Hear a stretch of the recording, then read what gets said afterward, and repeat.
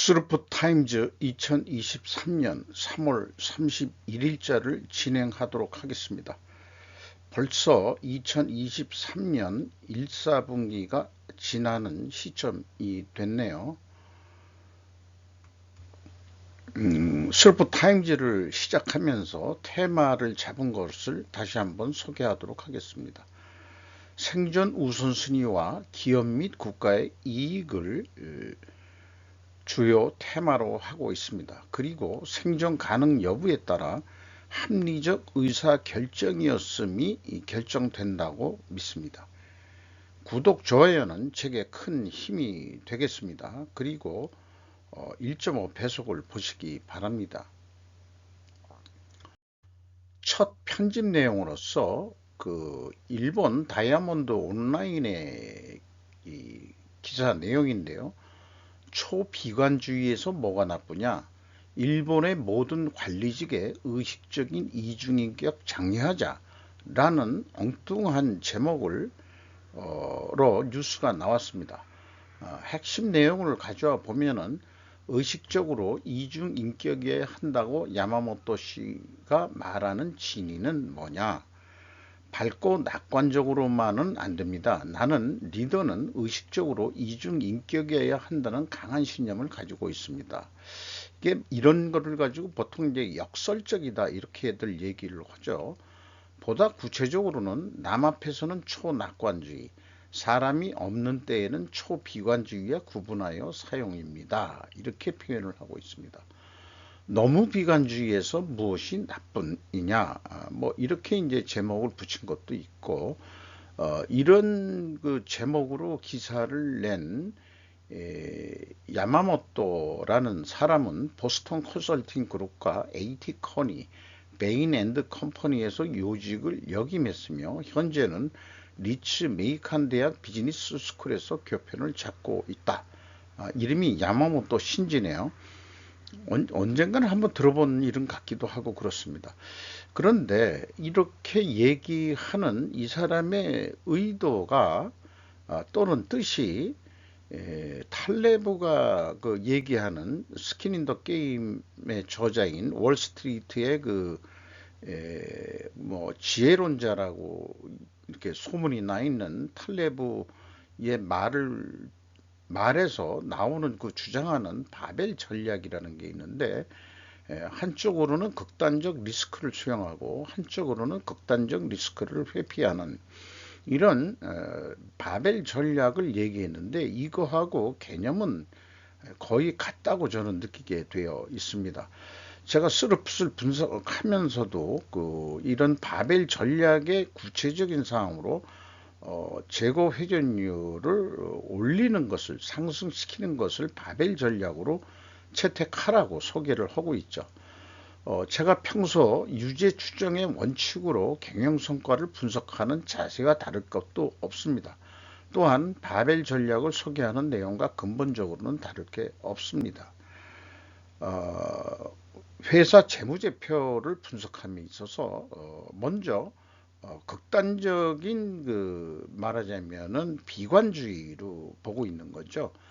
유죄 추정의 원칙으로 시작을 해서 무죄를 주장함으로 인해 가지고 결국은 회사의 투명성이 더 속된 말로 더 삐까번쩍 해질 수 있는 거가 오히려 역증명이 되는 거 아니겠느냐, 이런 취지겠습니다.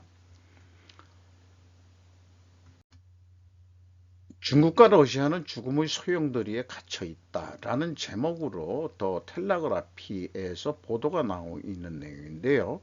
결론을 얘기하자면은 요즘에 왼쪽에 있는 내용들은 신냉전주의라는 등, 다극주의라는 등, 각자 도생이라는 등 이런 얘기가 나오고 있습니다만은, 말미에 한국의 교착 상태라고 표현되어 있는데, 다른 쪽의 표현들은 한국은 여전히 전쟁 중인 나라고 휴전 중일 뿐이다 라는 표현도 있죠. 냉전은 지지 않았다 이렇게들 얘기는 하지만은, 결말에 있어서 이런 신냉전이다 이런 표현은 인구 통계학이라는 중요한 요소가 결여되어 있는 분석이다. 이렇게 얘기를 하고 있습니다. 인구 통계학적으로 볼 때 곰, 러시아를 얘기하는 거겠죠. 용, 중국을 얘기하는 거겠죠. 둘 다 상태가 좋지 않다. 중국은 한 자녀 정책으로 비참한 결과를 보고 있고, 또 인도보다도 이제 인구가 줄고 있다는 얘기고, 그리고 러시아를 보면은 러시아가 그 전쟁을 일으키면서 동원령에 많은 러시아 그 젊은이들은 해외 도피를 했고 우리나라에 동해 쪽에 요트를 몰고 오기도 하고 그랬습니다만은 지금 그 말하자면 그 도피한 러시아인들을 어떻게 처리했는지는 잘 모르겠습니다만은 공식적으로는 뭐 망명을 받아준다든가 그렇게는 처리가 안 됐다 하더라도 뭔가 그 인도주의적인 측면에서는 뭔가 조치가 있지 않을까 저는 그렇게 상상을 해 봅니다. 그래서 이 서구 세계 쪽에서는 이런 그 중국과 러시아의 요즘에 그 이렇게 짝짝꿍 만남이라든지 뭐 새로운 세력을 형성하려고 하는 그런 것들에 대해서는 이 서구 세계가 심리적으로는 인구학적 인구학점 약점 그 중국과 러시아의 인구학적 약점에 대해서 위안을 얻어야 되지 않겠느냐 이런 설명인 것 같아요. 근데 사실 서구도 그 인구가 그 이 고령 사회가 돼가지고 나름대로 뭐 인구 유지를 한다고 되어 있습니다만 우리나라가 더 문제죠. 세계적인 이슈거리로 지금 나오고 있는데 세계 최대의 어, 출산율로 되어 있죠. 정원 그 미래가 인구가 유지돼야 된다는 그 관점이 옳은 건지 아닌지도 어떤 사람들은 고령화를 오를 축복으로 보고 그냥 잘 해봐라 라는 사람도 있긴 합니다. 그 향후 국방이라든지 또 병력이라든지 이런 걸 어떻게 해결할 거냐 그거에 적응해 가지고 뭔가 만들어야 되지 않겠냐. 이민청이라는 것도 생기고 있고 또 뭐 여러 가지 방법이 있겠습니다만은 자관 제 범위를 벗어나는 얘기가 돼서 넘어가기로 하고요. 미 본토 해병대까지 가세했다. 러 기자도 취재해온 쌍용 훈련 중앙일보 보도 내용입니다. 뭐 결정적 행동, 디시시브 액션이라고 디시시브 결정적 이런 표현들이 나와 있습니다. 상륙작전 하는 그리고 그 육군 본토 해병대까지 이번에 참여했다는 거. 군 관계자는 미국이 주일 미군 전력을 더해 본토 전략도 보냈다는 건 이번 훈련의 실전성을 강조하는 의도로 보인다고 말했다. 그렇다고 해서 우리나라에서 진짜 전쟁이 일어나면은 좀 곤란하겠죠. 그러나 만약의 사태를 대비하는 것이 군이니까 아까 그 첫 장에 우린 극단적인 비관주의와 극단적인 그 낙관주의를 동시에 병행해서 바벨 전략을 병행해 나가야 된다고 생각을 합니다. 자, 그, 이 상륙해가지고, 이게 수륙 양령으로 그 쫙 들어오는, 영화에도 한번 나온 적이 있죠. 이런 그, 이 수륙 양령, 그 상륙용은. 이런 데에서 이제 그, 이 장갑차가, 이제 그 상륙을 하면서 하는 훈련이 되겠습니다. 만약에 그 포탄이 쏟아지고 그냥 적이 여기서 방어하는 상태에서 상륙한다면은 그 상륙전 자체가 많은 영화에서도 봤지만은 어마어마한 전장 형태를 그 하게 되는 거겠죠. 태양광 패널을 중국군에서 산다. 우리가 아니고 우행 GX의 법제화는 사실상 집단 살해 간암의 의무화. 재생 가능 에너지가 아니라 안보가 우선이다. 주간 후지의 보도 내용입니다. 이 태양광을 대부분 전 세계 95%를 중국산이라고 그러는데 이 신장 위구르에서 만들어지는데 현재 그 신장 위구르 자치주라고 되어 있는 곳은 실제 지배하는 세력이 신장 생산 건설 병단이라는 중국 공산당 산하의 준 군사 조직이라는 것입니다. 그러니까 이 태양광을 쓰면 쓸수록 중국군한테 돈을 밀어주는 거고, 결국은 스스로 그 중국군의 그 이 군사력을 키워줘 가지고 일본이 망하는 꼴을 당하는 거 아니냐, 이런 식의 논리를 피력하는 것도 꽤 설득력이 있는 거라고 생각합니다. 그래서 안전 보장을 위해서는, 또 방위력 그 증강을 위해서는 원자력의 재가동, 신증설, 에너지와 식량 등의 비축 체제를 강화해야 된다고 주장을 하고 있습니다. 아무리 많아도, 돈은 아무리 많아도 부족한 거다. 그래서 자체의 그 태양광 소재 개발도 해야 될 거고, 우리나라도 했습니다만은 전 정권에서는 아무리 봐도 우리나라 그 이 태양광 소재 업체들을 키울 생각은 없었고, 대부분 싸다는 명목으로 다 중국산을 들여다가 썼습니다만은, 결국은 일본의 이 스기야마 마사시 캐논이라는 글로벌 전략연구소 연구 주관의 어떤 그 기고처럼 중국 이 태양광 패널을 써서는 안 된다 라고 주장하는 사람이 한국 자체에서는 한 사람도 없느냐, 이런 게 문제죠. 근데 이제 제가 가끔 중국산 써서는 안 된다, 안 된다 하는 의견을 스루프 타임즈를 통해서도 언급을 한 적은 있습니다. 결국 혼자만의 외로운 목소리가 아니고 이웃 일본에서도 적어도 전략연구소의 전문가가 이런 얘기를 하는 거죠. 어, 우리나라용, 좀 다소 비싸더라도 우리나라용 태양광 패널을 써야 될 거 아니냐. 태양광 소재를 만드는 폴리실리콘이라는 게 있는데요. 그것이 OCI라고 그 구 옛날 그 동양제철학하고, 그 다음에 KCC에서 그 태양광 소재가 나오고 있죠. 그 태양광 소재를 또 만드는 그 기초 소재는 어디서 그 수입하는 건지 잘 모르겠습니다. 그것까지도 중국에 의존한다 그러면은 참 문제가 많은 거죠. 그렇다면은 이것은 국가 전략 안보상의 이유로 태양광을 굳이 얘기를 해야 되겠느냐.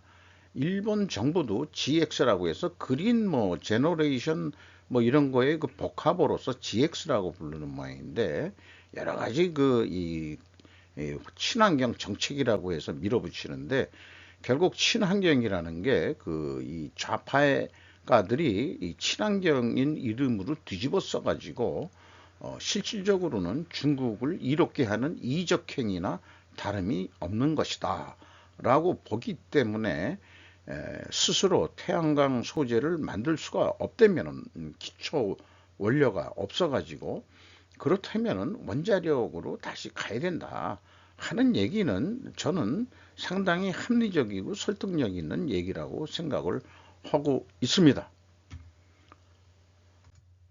한국 관광 내수 활성화 위해 입국 규제 완화 해가지고 또 코리아 타임즈의 보도 내용인데요.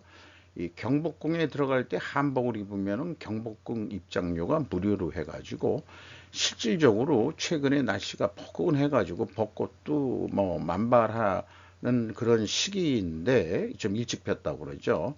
외국인들이 이렇게 이 한복을 차려입고서 경복궁에 나들이 하는, 관광을 하는 그런 장면을 찍은 모양입니다.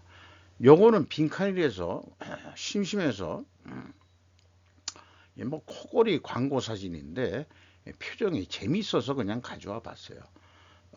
코를 고는 그 옆에 그 남편이 코를 골면서 자는 거에 대해서 잠을 못 자는 건데, 뭐 관계를 억지로 뭐 만들어 보려면 못 만들어 볼 것도 없겠어요.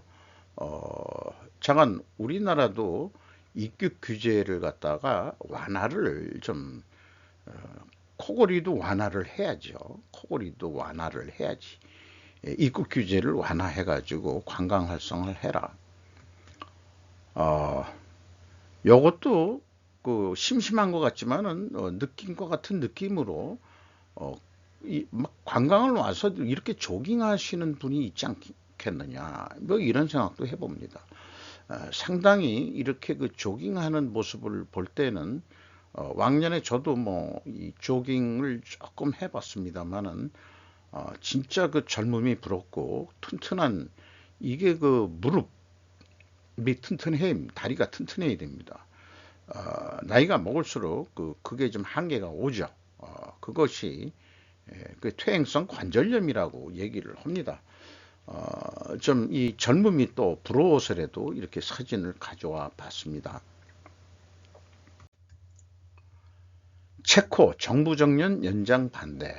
자, 체코에서도 68세로 4년 연장하는 것에 항의하기 위해 야당과 합류했다. 체코 노동조합들이 2,000명 정도 시위대인데, 우리나라는 뭐 광화문 광장이면 뭐 몇만 명이다 뭐 이런 식으로 이제 얘기를 하는데, 프라하의 정부 청사 앞에 모여서 이 계획에 반대하는 목소리를 냈다. 프라하 제가 딱 한 번 가본 것 같긴 해요. 체코를 배낭여행으로 왕년에 어쨌든 프랑스도 그 연금 개혁이라고 그러지만 사실은 그 연금을 늦게 주겠다는 거니까 정년을 늦추겠다는 거 아니에요. 근데 프랑스는 아마 64세가 그 연장하는 개혁안인데, 이거에 의해서도 프랑스는 10대들도 연금시에 참가를 했다. 왜 그러냐 그랬더니 자기 부모님들의 그 앞날을 보면서 자기도 그렇게 늙어 꼬부라질 때까지 일하고 싶은 생각은 없어요. 이런 얘기예요. 그러니까 우리나라 노조들은 정년 연장을 뭐 70세까지 요구하는 데가 있는지 없는지는 모르겠습니다만은 벌써 그 일반적으로 그 65세까지 뭐 알아서 그 민간 기업 내에서 65세까지 정년 연장을 해준 기업들이 많고요. 저는 그런 거로 알고 있습니다. 그래서 그 좀 상반된 그런 상황이 좀 있는 것 같은데, 우리나라도 글쎄요, 그 나와서 먹고 살기가 깝깝하고 연금 가지고는 먹고 살기가 좀 힘드니까 정년 연장을 요구하는 거지. 나와 가지고 노후를 연금 가지고 충분히 살 수 있다 그러면은 정년 연장에 대해서는 반대할 수도 있겠죠. 결국은 돈의 문제입니다. 퇴직을 해서 받는 연금이 살만하면은 굳이 늦게까지 일을 하려 그러겠습니까? 그게 아니고 연금 자체도 돈이 작으니까 우리는 늦게까지 일하겠다 그런 거죠. 일본도 늦게까지 그 고령 근로자들이 많이 취직을 한다는데, 근본적으로는 결국은 돈의 문제가 될 것입니다. GOP 세금 감면이 미국 부채 비율을 높이고 있다. 분석 내용인데, 더 그 피스칼 타임즈라는 건데, 내용을 쭉 읽어보면은 그 공화당이 집권할 때 법인세를 갖다가 그 인하하는 바람에 돈이 안 들어와 가지고 제대로 돈을 못 쓰고 그러니까 부채가 증가했다는 쪽으로 이렇게 정리가 됐습니다. 그런데 제 생각에는 과연 법인세 하나만 가지고 그렇게 했느냐? 코비드도 발생이 됐고 거기에서 그 바이든 정부가 들어오면서 돈을 막 찍어낸 것도 현실인 것도 많죠. 그런 부분을 공화당 쪽으로 저는 책임을 전가하는 거 아니냐, 그렇게 생각이 됩니다. 그 앞에 장면은 그렇죠. 이제 이 대선이 이제 뭐 내년으로 다가왔기 때문에 벌써부터 이제 선거 전략과 전술이 난무하기 시작하는 것 같습니다. 자, 한쪽에서는 이 대만 총통이 미국을 방문해서 그 미 하원 의장이 된 메카시 하원 의장을 만날 것으로 예상이 되는데, 중국이 미리 나서서 메카시 만나면은 재미없어라고 경고를 했답니다. 그래서 중공 자체는 그 대만에 대해서 뭐라고 한다든지 자신들 신장 위구르 인권이라든가 뭐 이런 거를 얘기하면은 우리 내정 간섭을 한다. 우리의 핵심 이익을 건드리지 마라. 이런 중국이 대만에 대해선 자신들도 내정 간섭을 하는 거죠. 그런데 생뚱맞게도 대만의 전 총독이 중국을 그 공식적으로 이 정부대로 간 게 아니고 뭐 비공식적으로 간 거라고는 얘기는 합니다만은 중국에 도착해서 평화 약속을 한다 이런 얘기예요. 그 마잉주라는 전 대만 총통이 1949년 공산혁명 이후 그 국민당이 그 공산당한테 밀려가지고 장제스가 대만으로 이 도망을 간 거죠. 물론 그 이 본토 중국인들이 오면서 대만의 그 정권을 잡기 위해서 또 많은 그 비인간적인 그 이 제압 활동도 했다는 게 이제 과거의 그 국민당인데 뭐 현재로선 대만의 제1야당이 국민당인데 그 고위 당원이라고 하는데 친중 관계는 강력히 부인하고 있다. 이렇게 하는데 왜 중국에 가느냐 이 즈음에서 참 그러니까 이 대만 내에서도 여야가 지금 극한 대립을 있는데 한국 전 정권의 대통령이 북한을 어, 예를 들어서 방문한 것에 비유해 보면은 정부가 용인했을 리는 없을 텐데 현재 만약에 이런 사태가 벌어진다면은 대만 내분으로 치달으면은 결국은 이 대만도 이 전쟁 아니겠느냐. 그러니까 내분이 일어나면은 중공군한테 중공군이 밀고 들어오는 명분을 줄 수밖에 없고 하나의 중국을 위해서는 우리가 다 같이 안정된 경제를 만들어야 되는 명분을 우리 그 시진핑 엉아가 만들어 가지고 아마 뭐 어떤 방법으로 전쟁 방법은 아니더라도 다른 방법이라도 이렇게 대만을 흡수하려는 그 이 야망은 안 없어질 것 같은데 여기에 그 대만 그 국민당 그 이 말하자면 총통까지 했던 사람이 중국을 방문한다는 것은 매우 의미가 심장한 얘기인 것 같습니다. 왕년에 공산당하고 싸워가지고 대만으로 밀렸던 그 국민당의 그 출신 그 총통이 중국을 찾아간다는 것은 우리나라 같은 입장에서 볼 때는 이적 행위라고 볼 수밖에 없는 거 아니겠느냐. 저는 그런 생각이 드네요. 그와 마찬가지로 우리나라에서도 북한과 그렇게 친하게 지내려는 그렇게 그 야당 출신 정치인들이 많습니다. 이재명과 자살당한 박원순까지 다 그런 것 같아요. 친중적이면서 거기다 친중까지 하죠. 물론 국민의힘 일본에서는 민권당이라고 부르고 있습니다만 국민의힘을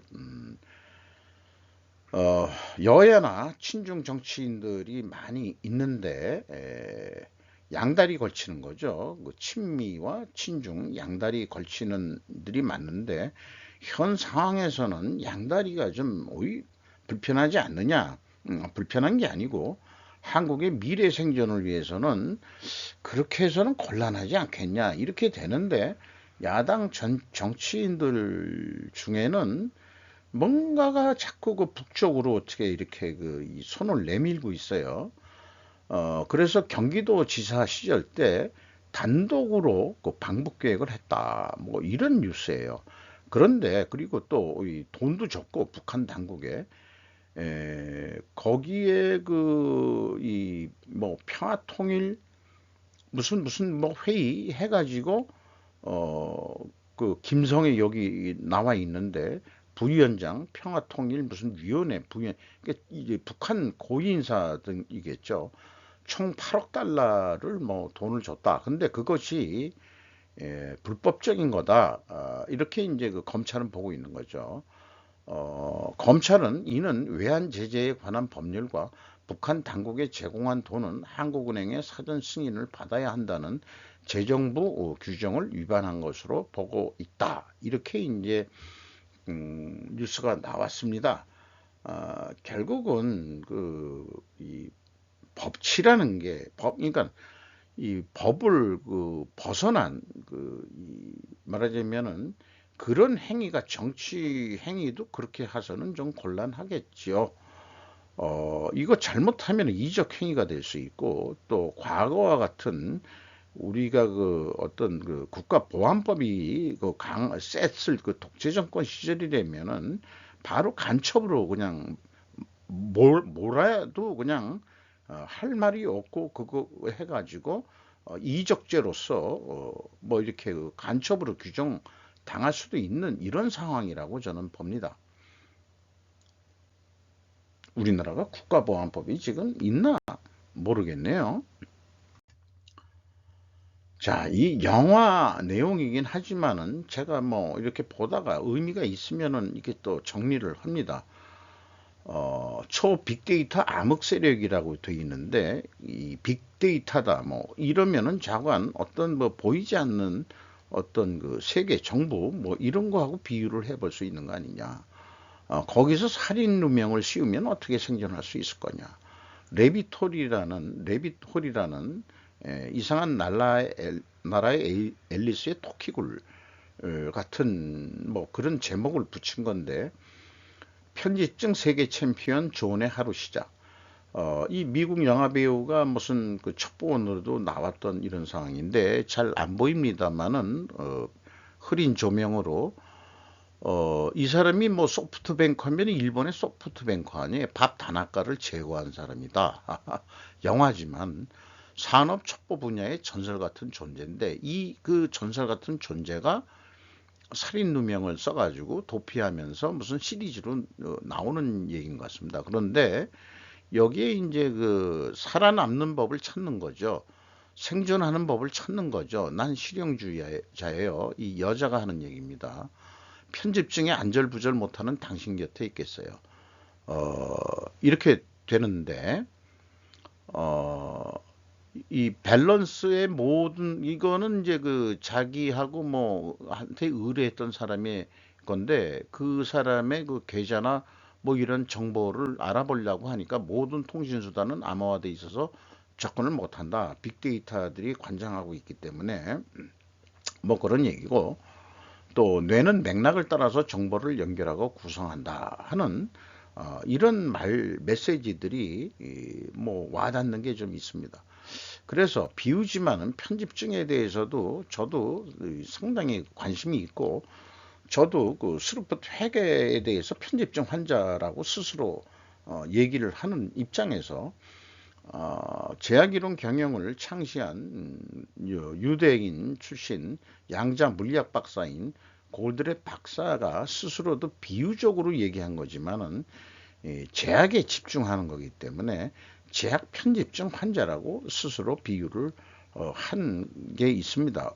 그거 제약이론 경영에 대해서 이제 공부를 하고 학습을 해봐가지고 결국 저도 스루풋이라는 용어도 결국 제약이론 경영에서 나온 얘기고 제가 스루풋 타임즈 외에 기업 경영 분석을 별도로 또 방송하는 거에 대해서는 스루풋 회계에 대해서 저는 편집증 환자다 이렇게 말씀드리겠습니다. 이 편집증은 결국 미래 기업이나 개인의 생존을 위해서 편집증적으로 말하자면은 아까 맨 첫 장에도 얘기했지만 극단적인 리스크를 감수하면서 극단적인 리스크를 또 회피하는 바벨 전략으로서 일본의 전략연구소 뭐 그런 사람이 얘기했다는 맥락과 같은 그런 성격이라고 또 풀이해서 얘기할 수 있겠습니다. 베냐민 네타냐후는 조 바이든에게 이스라엘 정치에 관여하지 말라고 말했다라고 세게 나왔는데 바이든은 네타야후에게 시위를 촉발한 사법개혁을 포기하라고 촉구한다. 그럼 결국은 어떻게 됐느냐? 네타야후가 일단은 뒤로 물러섰어요. 우리나라 뉴스 파이낸셜 뉴스의 거를 인용을 했는데 이스라엘 네타냐후 총리 사법개혁 다음 교 회기로 연기한다. 이렇게 됐는데 아직까지 시위는 잦아든 게 아닌 것 같습니다. 그런데 그 사법개혁이라면은 우리나라 그 사법부도 현재 좀 문제가 아니냐. 일본 쪽에서도 얘기가 나온 게 있지만은 검수완박에 대한 그 법이 통과될 때 그게 절차상 합법적이었냐 그랬는데 약간의 뭐 문제가 있는 거지만 대법원 판례가 이 결과는 유효하다. 뭐 이상 야리꾸리한 논리를 가지고 검수 완박, 예, 그 법이 박멸한다 이거죠. 검찰 힘을 죽이는 그런 법인데 그거에 대해서 결국 유효하다라는 대법원 판정이 났는데 우리 시각이 아니고 일본의 시각에서도 사법까지 작용화된 판사들이 많이 그 문재인 때 임명이 됐다 이런 식으로 얘기를 하고 있습니다. 제가 우측에 조닉 5를 왔는데 이제 마지막 전쟁이 될지 모르지만은 뭐 조닉이 자기도 살기 위해서 그런 거겠지만은 살기 위해서 상대방을 완전히 박멸해 주는 거하고 비유를 좀 해봐야 되지 않겠느냐.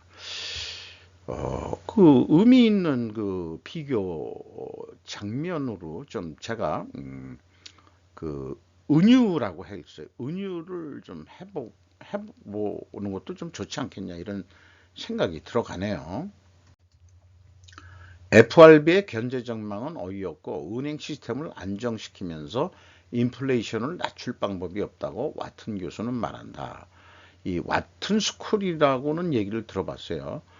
그래서 보통 그래서 와튼 교수 그러는데 실제 이분의 이름은 제레미 시겔 교수인 모양인데 여기 나온 대로 미 연방준비은행이죠. FRB 경제 전망은 어이가 없다. 그리고 말하자면 지금 이 금리 그만 올려야 된다. 이런 쪽에 얘기하는 것 같습니다. 북한, 중국 국경에서 성노예로 판매된 북한 여성과 소녀 보고서. 국제인권단체인 글로벌 라이츠 컴플라이언스 GRC라는 데인데 새로운 보고서에 따르면은 북한 여성들과 소녀들이 중국과 북한 사이에 있어서 깽단의 손에 의해 가지고 조폭들이죠. 강제로 성노예와 강제 임신의 희생양이 된 수십만 명이라고 되어 있습니다. 나는 수만 명이 아닌 정도로 수십만 명의 여성들이 끔찍한 상황을 조명하고 있다. 이렇게 서울의 북한 인권 데이터베이스 센터 등 북한 인권 단체와 긴밀히 연락해 온 GRC는 현재 중국에 15만에서 20만 명의 탈북자가 있으며 이 중 7, 8%가 성매매를 하고 있는 것으로 추정하고 있다. 그러니까 탈북을 해가지고 먹고 살 길이 도대체 뭐 있냐. 일반 직장이 있어가지고 취직이 되겠느냐.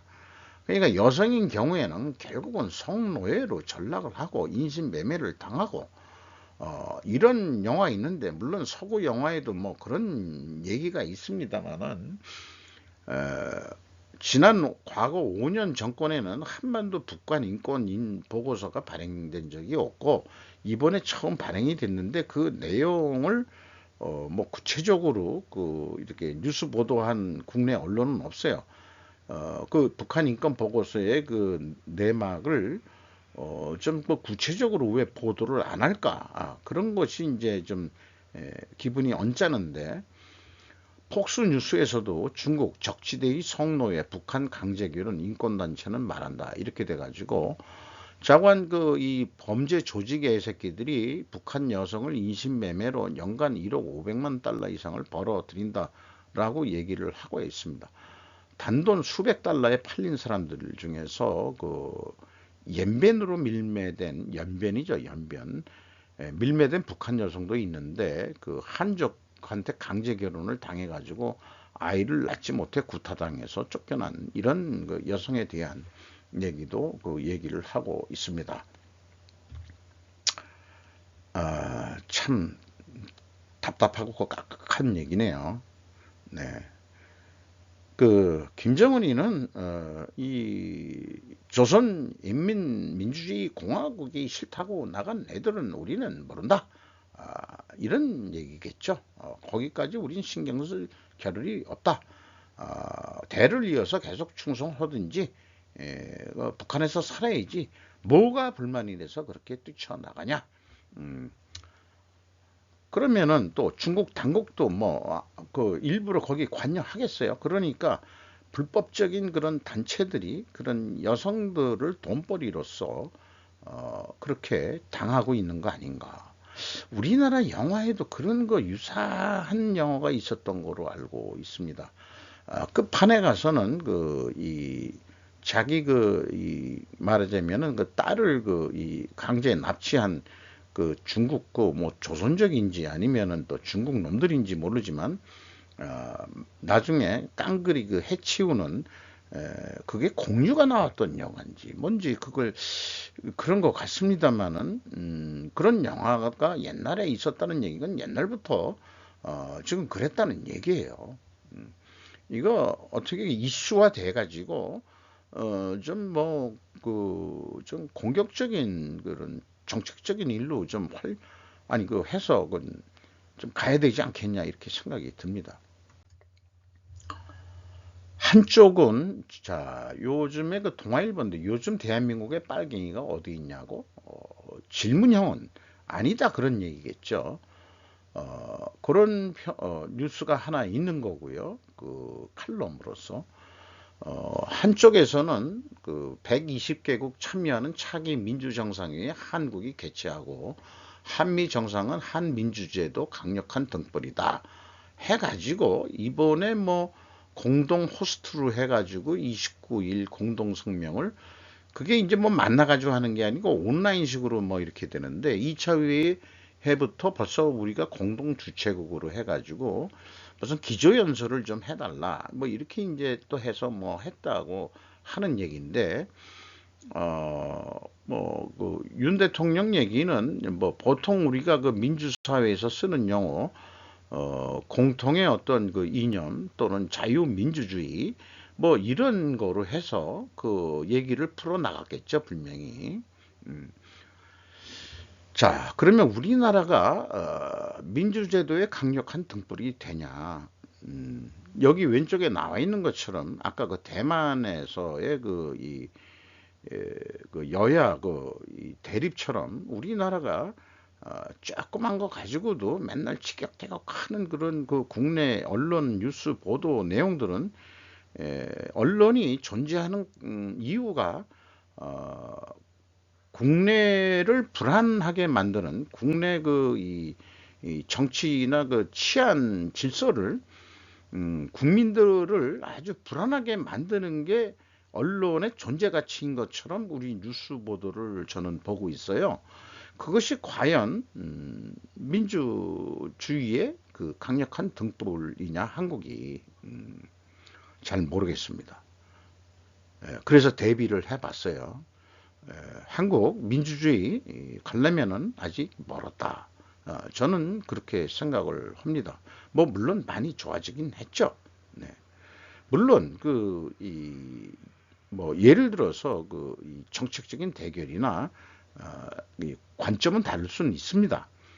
하지만 그것이 이 감정적으로까지 된다든지 또는 현재 우리나라가 이 북한하고 대립되어 있는 관계에서는 그거 미국처럼 쉽게 민주당 공화당의 대립 이런 거하고 비유해서는 저는 안 된다고 생각을 해요. 우리는 특수한 입장에 있다. 이렇게 저는 그런 입장에서 우리는 좌우를 생각해 봐야 된다. 이렇게 생각합니다. 한국이 글로벌 칩 군비 경쟁에서 경쟁하는 국내 칩 제조사들의 재정 부담을 완화하기 위한 법안을 통과시켰다. 미국처럼 혜택을 그만큼 줄 수 있는 것까지는 아닌 것 같지만은 많이 세금 혜택이라든가 이런 거를 늦게 미국보다 뒷북 치고 있는 거죠. 그게 미국이 그런 거 나왔으면은 발빠르게 우리가 해가지고 야, 그 미국에 질 거 없이 한국에다 줘. 이렇게 그 정부가 유도를 했어야 되는데 야당이 그 치일피일 미루는 바람에 그것도 그렇고 법인세도 그렇고 블룸버그도 미중 마찰 속에 한국이 칩스법을 통과시키다. 요거 이제 요 심볼 마크가 이제 그 평택이나 이런데 삼성전자에서 증설하고 있는 공장 사진을 찍은 거죠. 그런데 이제 연속해서 어저께도 뭐 헤럴드 경제도 그렇고 이번 거는 어디냐 이 비즈 왓츠라는 데서 반도체 영업 기밀까지 달라는 미국 전문가들이 본 삼성 SK 해법은 수율 등 영업 기밀 공개 요구에 고민 빠져 해당 조건은 무리 신청 유보 가능성도 최소는 한 정부 나서서 미 설득시키는 것. 이거 어저께 제가 슬픈 뉴스에 얘기해서 수율은 영업 비밀 아니다라고 저는 얘기를 했고 여기 그 표현을 했습니다. 그냥 읽어볼게요. 국내 상장기업 사업보고서 주석 내용들을 보면은 미국이 요구하는 대부분의 데이터가 공개되는데도 미국이 그런 걸 또한 미국 내 기업에게는 어느 정도 요구하는지 너희들은 조사를 해봤냐? 미국도 그 반도체 공장 짓고 그다음에 뭐 여러 가지 정부 보조금도 주고 하는 경우도 있을 거 아니에요. 그 대만한테는 어떻게 요구했느냐, 뭐 어떻게 요구했느냐. 그러면 좀 비교를 해봐야지. 대만은 어떤 반응을 하느냐. 그런 거라든지 그렇게 해야 될 것 같은데 방위산업이라면은 안 되죠. 방위산업이라면 안 되는데 이거 반도체도 물론 요즘은 방위산업이라고 얘기는 합니다만은 그럼 모든 거를 다 공개를 안 해야죠. 미국은 얼마나 공개하는지 그렇게 미국은 니들 국내 기업은 공개를 안 하면서 우리나라한테만 하느냐. 그러니까 미국 거를 우선 까발릴 생각을 해라. 그런 얘기는 안 하고 미국은 어느 정도 이 상무부나 뭐 이런데 국세청이나 이런데 얼마나 자세하게 보고하느냐. 이거를 조사한 다음에 그 미국이 요구하는 게 이 깡패같이 노는 거다. 이렇게 공격을 해라 이 말이죠. 내 얘기는. 그리고 수율 그거 영업 비밀 아니에요. 수율이 좋아야 그 퀄리티가 높아야 자기네들이 그 저기 원가를 싸게 살 수 있겠구나 하는 거를 신뢰를 주는 거지. 수율이 예를 들어서 50% 그러면 원가를 거기다 다 집어넣을 거 아니에요. 그럼 100이 들어갔는데 제품이 50 나왔다 그러면 원가가 비싸질 거 아닙니까? 당연히 수율 내놓으라고 하는 거 당연한 요구입니다. 돈을 꿔주는 입장에서. 어, 아니면은 뭐 말하라 그런 얘기 할 수 있는 거죠. 아쉬운 놈이 누구냐 한마디로 아쉬운 놈이. 그러니까 에, 아쉽지 않으면은 이렇게 공격해도 되는데 아쉬운 놈은 한국 놈들이다. 내 얘기는 그 얘기예요. 그리고 여기에 이제 이 비즈 왓지에서 미국 반도체 보조금 지원 기업 신고 목록 해가지고 수익성 지표, 생산 정보, 비용 정보, 판매 정보 있는데 이거 사업 보고서에 이 정도는 다 나옵니다. 이거 이런 걸 가지고 왜 그래? 왜 그래? 왜 이 뉴스들이 반미주의자들이 많은가? 객관적으로 좀 보려고 미국 내 기업은 어떻게 요구하느냐를 좀 먼저 좀 같이 비교를 좀 했으면 좋겠어요. 그러려고 언론기관이 있는 거 아니냐. 한 자체 핵 보유 한국인 64%, 미국인 41% 찬성. 진짜 보유한다는 게 아니고 나토식의 그 핵 공유다 이런 얘기죠. 그거에 대해서 우리도 64%는 우리도 좀 안전하게 북한이 자꾸 핵 개발하는데 한미 훈련만 계속 들이따 한다고 해서 안심되는 건 아니다. 북한이 핵이 있다면은 남쪽도 뭔가 좀 안심되는 게 있어야 되지 않겠냐. 서로 못 쏘게 만들게 이렇게 그 생각이 듭니다. 다 좋은데 양 국민 북 위협의 대응 필요성은 공감하는데 한 방임이 분담금 놓고는 엇갈려. 요게 이제 결국 돈이거든요, 이것도. 자, 그러면 뭐 이건 말 같지도 않은 얘기인지 모르지만은 분담금 올려달라 그러면은 그냥 한국 경제 능력이 얼마나 되는지 몰라도 미국 주둔비 우리가 다 부담할게. 그 대신 핵 내놔. 뭐 이 정도 이렇게 일본 말로 얘기합시다. 쇼당을 좀 보는 정도 아주 강한. 미국 거 다 부담해 줄게. 여기서 미국 운영하는 비용. 그 대신 핵 내놔. 이 정도 돼야 되는 거 아닌가 싶어요. 도널드 트럼프 기소, 제1대 전 대통령 범죄 혐의, 도널드 트럼프 기소, 똑같은 제목이에요. 코리아 타임즈 있는데 AP 제목을 그대로 가져와서 그 내용도 AP 통신 내용을 코리아 타임즈가 그대로 인용을 한 것 같습니다. 이 혐의가 뭐냐 그러면은 2016년 대통령 선거운동 기간 동안 트럼프가 뭐 혼외 성접촉이 있었던 주장이 있는데 그 주장을 잠재우기 위해서 지불된 돈들에 초점이 맞춰져 있다. 뭐 예를 들어서 유죄가 확정되더라도 이는 트럼프가 대통령직을 얻거나 획득하는 것을 막지는 못할 것이다. 이렇게 되는데 이게 뭐 이 여성은 어떤 여성인지 모르지만 트럼프를 체포하세요. 이런 뜻이 어레스트란 게 트럼프를 체포하라. 뭐 이런 거 같습니다. 이거를 저지하려고 오는 사람들이 있고 트럼프 또 이 트럼프 매니아들이 있잖아요. 트럼프 매니아들은 정치적인 탄핵이다.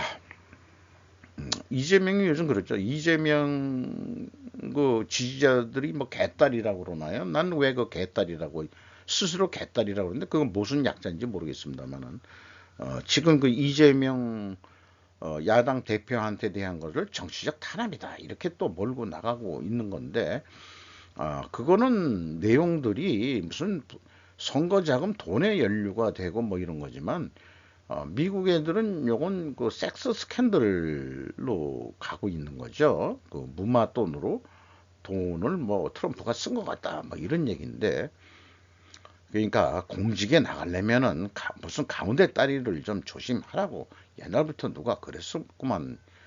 트럼프도 남자긴 남자 돈이 있는 사람이라서 그런지 모르지만 이 여자하고 했다는 게 아니고 이 여자하고 여기 써 있는 걸 보면은 사진 조합인데 이 여자는 2018년 성인 영화배우 겸 감독이 됩니다.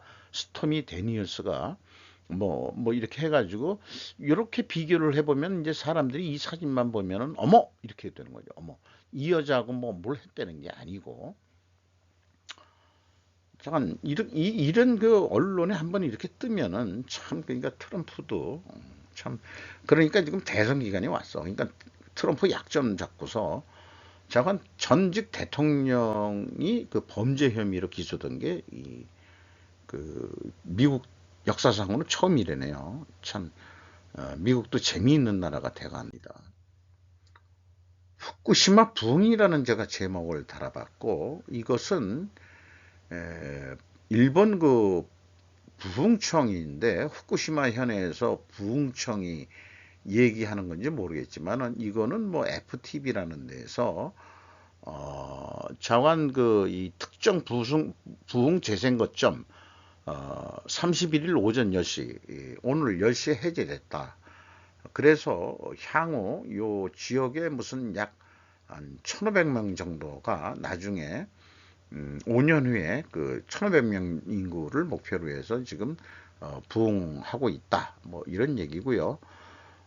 국제 폐로 연구 개발 기구 IRIDA라는 데서 첫 확인했다는데 원자로 압력 용기에 연료 쓰레기가 녹고 가능한 것으로 보이는 구멍. 후쿠시마 제1원자력 발전 1호기 내부 조사를 했다.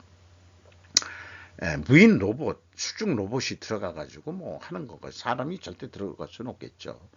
원자로 압력 용기의 토대 부분 콘크리트가 녹는 철근이 노출. 후쿠시마 제1원자력 발전 1호기 내부 조사에서 첫 확인. 후쿠시마 방송. 해서 여러 뉴스도 병행해서 나오면서 그럼에도 불구하고 한 12년 지나가지고 이 말하자면은 다시 후쿠시마를 좀 부흥시켜 보겠다는 노력들의 홍보 그런 내용들이 있습니다. 그래서 홍보를 돈을 들여서 홍보를 하고 있어요. 일본이 한글로까지 해가지고 유튜브나 뭐 이런 걸 보면 이제 홍보가 뜨는데 그래서 홈페이지를 들어가 봤습니다. 후쿠시마 업데이트 해가지고 부흥청 해서 후쿠시마 내비게이션 뭐 다운로드 후쿠시마 인덱스 후쿠시마의 지금 방사선에 대해서 배우자 이런 식으로 우리가 잘하고 있어요. 그런 얘기고 조만간 오염됐었대는 방사선 오염수인가요? 그거를 방류한다. 그런 얘기지만은 그게 이제 국제원자력협회인가 거기에서 다 승인이 난 거다. 뭐 이렇게 얘기를 하면서 이렇게 홍보들을 하고 있네요. 어쨌든 그 바닷물이 돌아오는 데는 되게 오래 걸리는 거고 거기 수산물만 그렇게 걱정이 된다면은 그럼 일본 국민들 자체가 그러면 후쿠시마산 수산물이 만약에 거기서 잡힌 고기가 있다면은 일본은 뭐 동해안은 다 그냥 다 오염이 될 텐데 일본 국민은 뭐 어떡하려는지 일본 뉴스는 그거에 대해서는 조용히 있잖아요. 그게 이제 또 국익에도 도움이 되니까 저건 아직 간접적으로 넘어오는 거를 미국 아니 한국 야당 쪽에서는 집회까지 열고 데모까지 하고 뭐 이런 식으로 이제 국내 또 이 여론 형성, 정치 불안을 야기하는 그러니까 이 일본 내에서 얼마나 노력하고 있는지도 한번 볼 필요는 있겠다. 어, 남한 960번의 도전 끝에 운전면허 시험에 합격한 한국 여성은 다시 입소문을 탔다. 브라이언 캐. 저는 처음 봤어요. 960여 차례 필기 시험에 떨어졌는데 공부를 옛날에 못해가지고 필기 시험에 떨어졌는데 12년 만에 입소문을 탔는데 2010년에 처음 보도됐고 차사순이라는 여성분인데 지금은 현재 벌써 80대다. 이 그녀의 끈기에 매료됐다 이렇게 얘기를 하고 있어요. 960번 만에 했다니까. 그러니까 이제 이 시험관 얘기로는 그 시험을 치르는 방식이 혼자 공부하는 동안 본질적으로 하고 있었던 것은 질문의 내용을 이해를 못한다. 이게 한글을 읽더라도. 그러니까 가능한 한 시험 볼 때마다 질문의 대답을 암기하는 것이었다. 그러니까 암기해가지고 960번 만에 그리고 실기 시험은 뭐 5년 동안 하면서 여러 번 연습을 했기 때문에 안전하다. 나이가 먹어서 했더라도 이런 얘기예요. 그래서 이게 소문이 나가지고 현대 기아차에서 16,000달러짜리 상당의 10년 전에 그러면 이게 지금은 한 3천만 원도 넘겠구나. 새 차를 선물했다 하는 얘기네요. 이 아줌마입니다. 이 아줌마. 혼자 공부하시는 모습이고 대단하십니다. 네, 차 여사님이라고 말씀드려야 되겠네요. 일본은 왜 비밀 다다루레의 나라가 되었는가? 다다루레라는 게 비밀을 달라. 이런 거로 이해가 됩니다. 이케다 노부오 경제학자 아고라 연구사 대표인데 이번에 뭐 8년 전에 내부 문제를 야당 입헌 민주당의 히로유키라는 의원이 내부 문제를 꺼내 들고 방송법의 해석 변경을 추구하는 이런 거로 해서 대낮에 당당하게 행해진 국가 공무원의 비밀 누설 뭐 해가지고 이 경제학자가 한 거에 비해서는 이거는 공익성이 있는 게 아니다. 이 기밀 누설이 공익성이라면 보호를 받는데 뭐 이런 얘기인 것 같고요. 왜 일본이 그렇게 되느냐 해서 그 원인들을 쭉 올라가다 보니까 결국 정치적인 것부터 얘기가 나오는데 군사 기밀을 지킬 수 없는 평화망상이라는 표현까지 하고요. 일본은 스파이 천국이니 비밀 지킬 수 없는 나라라고 정평이 나 있는데 그 원인은 특정 비밀보호법으로 엄격히 관리되고 있다. 공무원보다 정치가에 있다. 그래서 미군의 정보망은 다른 계통이라 대만 유사시 일본 정부의 정보가 세서도 문제가 되니까 그래서 미국은 일본 정부의 군사 기밀을 넘겨주지 않는 대신 도쿄 상공을 미군 요코다 기지의 공역으로 돌리고 있다. 그것을 일본은 점령지배 상태라고 비판하는 사람도 있지만 뭐 이런 식으로 해서 결론적으로 이번 코니시 문서 사건을 보면 일본의 정보 보안에는 정치가 특히 야당이 열어는 큰 구멍이 있다. 이 구멍을 막지 않고 민간의 관리 강화에만 해도 거의 효과가 없다는 것이다. 뭐 했는데 제가 논리적으로 어떻게 기술을 했는지 모르지만은 일본은 뭐 비밀이라고 뭐 다 이렇게 말들은 하지만은 사실 그냥 다 까발려지는 거 아니냐 뭐 이런 식으로 이제 얘기하는 것 같아요. 거기다가 유사하게 과잉 방송대국 일본의 병리 자신의 머리로 생각하고 판단을 내리지 못한다. 세계에서 가장 유치한 국민 어디로? 현대 비즈니스에서. 일본의 거리에 넘치는 과잉인 답변, 불필요한 소음에 대한 철학자의 저항. 철학자 나카지마 요시미치 씨의 저서에 시끄럽게 일본의 뭐 이런 것이 있는데 책임을 회피하고 싶은 이라는 취지에서 그러는 거 아니냐. 과잉 방송. 그것은 요컨대 유치, 민도가 낮다라는 것이다. 과잉 방송이 발생하는 메커니즘은 이것이 일본의 축도인 것이다. 4월 동안 가든 플레이에서 몇만 명도 찾고 있을 것이다. 그중 단 두 사람이 사고를 내면 그것을 주의 방송의 일다소란지대로 바뀌게 된다. 우리나라 전철 탈 때, 그 전철 내릴 때 올라갈 때, 그 틈새에 발이 빠지지 않도록 조심하세요. 이런 얘기 하는 거 같은 건데, 일반 이 거리에서 뭐해? 일본이 너무 주의 방송이 많다는 거죠. 매우 근성 매메타 개구리라는 댓글이 제일 많이 댓글이 올라온 게 있는데 그런 정신들이 책임 회피 때문에 나오는 거 아니냐. 책임 회피. 그거에 공감을 하고 일반 회사에서도 일에서 작성한 서류도 목적의 구할이 그것 때문이다. 책임 회피 때문에. 뭔가 일어났을 때 방패막이 때문에 문서들을 만들어내고 있다. 나는 책임이 없다. 알리바이를 만들기 위해서 작성을 한다. 그래서 이런 가도 방송, 주의 방송 이런 것들이 시도 때도 없이 떠들어대고 시끄럽게 이제 소음식으로 이제 들린다. 뭐 이런 얘기예요. 그런 쪽의 얘기인 것 같습니다. 오늘 오래간만에 또 거의 뭐 1시간 정도 시간을 보냈는데 대부분 하다 보면은 어쨌든 무슨 시간 강의를 한다 그러면은 50분 만에 끝내고 10분 휴식 그 다음에 다음 시간 이렇게 하는데 휴식 시간 없이 1시간 정도 한 것 같습니다. 그게 사실은 30일자하고 31일자 합쳐가지고 좀 길었습니다. 여기까지 봐주신 분이 있다면 개인적으로 대단한 영광이라고 생각을 하고 스카이어 홀딩스 스카이어는 오늘도 내일도 스루펫 생전 뉴스를 모아서 또 우리가 시간을 보내보는 것으로 해보겠습니다. 생존을 위해서 감사합니다.